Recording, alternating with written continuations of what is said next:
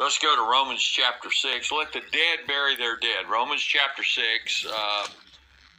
I know it's 23 verses, but I don't know how to divide Romans chapter 6. I just don't. What shall we say then? Shall we continue in sin, that grace may abound? God forbid. How shall we that are dead to sin live any longer therein? Know ye not that so many of us as were baptized into Jesus Christ were baptized into his death?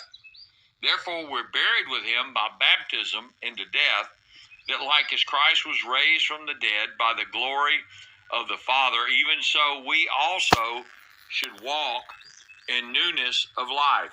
For if we have been planted together in the likeness of his death, we shall also be in the likeness of his resurrection. Knowing this, knowing, not thinking, not believing, knowing this, that our old man's crucified with him, that the body of sin might be destroyed, that henceforth we should not serve sin. I could stop there. I don't know that I couldn't preach for days just on the first 6 verses, Romans 6, 1 through 6.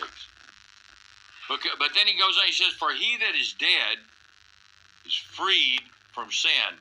Now I want you to keep this in the context of what we spoke before we started the message this morning, of how many people actually get converted in a church house.